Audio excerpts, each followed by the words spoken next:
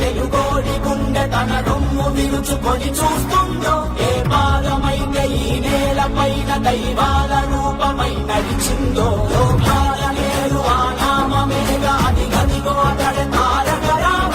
భువనాల నుంచి గగనాల దాకా ఘన కీర్తి గణ్యనారణ జన్మ. ఎంత పుణ్యం చేసుకుందో వెండి తెర నిన్ను కనగా, ఎంత కీర్తి పొందెనేమో పాత్రలే నీ కలతో. పడకేసినటువంటి నిర్మాణ రంగాన్ని పైకి తీసుకురావాలి అనే ధ్యేయంతో నేను ఇక్కడికి వచ్చాను. మీకందరికి కూడా నూతన సంవత్సర శుభాకాంక్షలు. తొందరలోనే సంక్రాంతి కూడా వస్తుంది. సంక్రాంతి శుభాకాంక్షలు. ఇదే కాకుండా భవిష్యత్తులో కన్స్ట్రక్షన్ యాక్టివిటీకి పెద్ద బూస్టప్ రావాలని మనస్ఫూర్తిగా నూతన సంవత్సరంలో కోరుకుంటున్నాను. ఈరోజు మీరు చూస్తే ఎన్నికలప్పుడు మేము చూసాం, నిర్వీర్యమైన రాష్ట్రం, ఎక్కడికి పోయినా సమస్యల వలయం, అన్ని రంగాలు కూడా పతనావస్థకు చేరిపోయినాయి. నిర్మాణ రంగం అయితే అడ్రస్ లేకుండా పోయే పరిస్థితి వచ్చింది.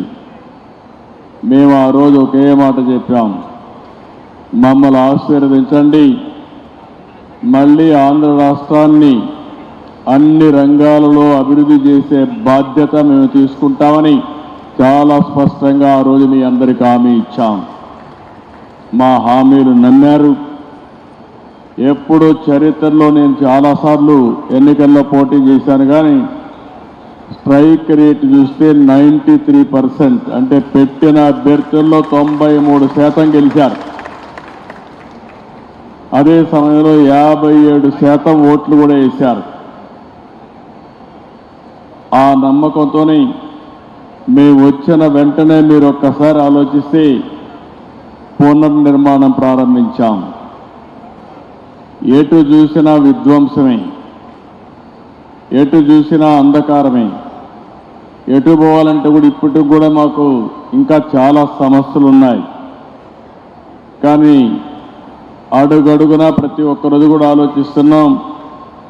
ఆలోచించి నిన్నే మీరు చూస్తే ప్రధానమంత్రి గారు వచ్చి ఆంధ్రప్రదేశ్ రాష్ట్ర చరిత్రలో ఎప్పుడూ రాని విధంగా 2,08,000 కోట్ల రూపాయలకు ఫౌండేషన్లు వేశారు.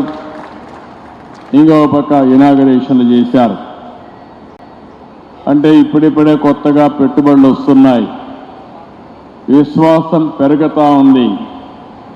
బ్రాండ్ ఏపీ ఇప్పుడిప్పుడే మళ్ళీ ముందుకు పోయే పరిస్థితి వస్తూ ఉంది.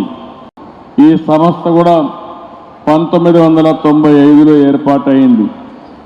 ఆ సంవత్సరం నేను హైదరాబాద్లో మొట్టమొదటిసారిగా ముఖ్యమంత్రిగా నిర్మాణ రంగాన్ని కూడా ప్రారంభించాం, డెవలప్మెంట్ స్టార్ట్ చేశాం. అక్కడి నుంచి అంచెలంచెలుగా పెరిగింది. ఈరోజు ఇంకొక పక్కన మనం చూస్తే రియల్ ఎస్టేట్ రంగం 7.3% ఈరోజు జీడిపిలో ఉంది. ఇది 2047కి 20% పెరుగుతుందని, $5.8 ట్రిలియన్ ఆర్జిస్తుందని చెప్పి కూడా ఒక ఎస్టిమేట్ తయారు చేశారు.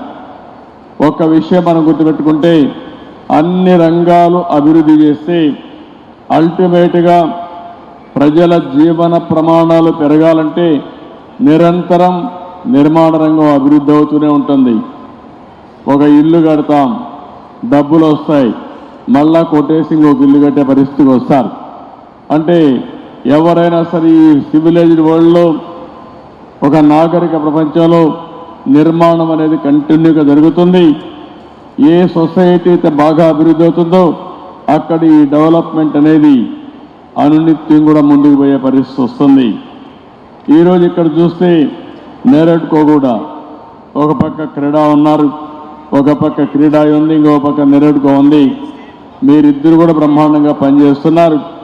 ఇద్దరూ కలిసి ఎప్పటికప్పుడు నిర్మాణ రంగాన్ని అభివృద్ధి చేయడానికి మీరు ముందుకు రండి.